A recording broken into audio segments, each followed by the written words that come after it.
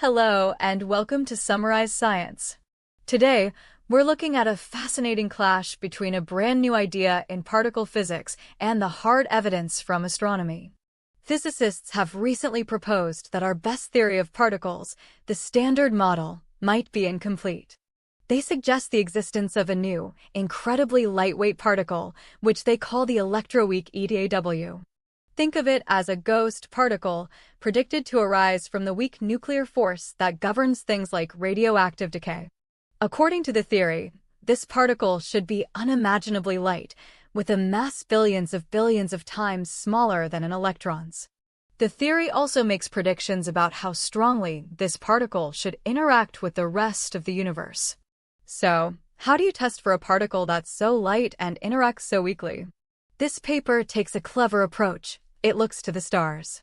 Stars are natural particle factories, and if the eta-w exists, it could be created inside them. These particles would then stream out into space, carrying away energy and causing the star to cool down faster than our models predict. The author examined data from several cosmic sources, including the cooling of red giant stars. But the most powerful test came from a famous stellar explosion, supernova 1987A. This supernova provided a perfect natural experiment to see if any strange new particles were produced in its fiery core. The data from these cosmic events places incredibly tight limits on how much energy could have been lost. And here's where the problem arises. The astrophysical data shows that if the eta-w exists, its interaction strength must be at least 10,000 times weaker than what the original theory predicted. This is a massive disagreement between the theoretical idea and the astronomical observations.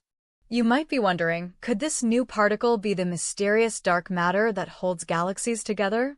The paper considers this, but concludes it's unlikely.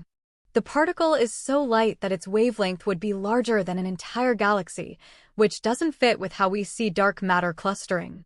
It's also not a good candidate for the dark energy that's accelerating the expansion of the universe. So let's recap the main points. A new ultralight particle called the eta-w has been theorized to exist within the Standard Model.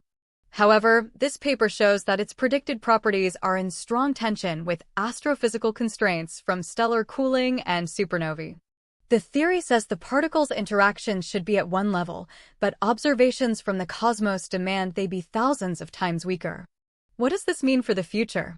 This doesn't necessarily kill the idea of the eta-w particle entirely. It could mean the underlying theory is more complex than initially thought. But it strongly suggests that the simplest version of this idea doesn't fit with the universe we see.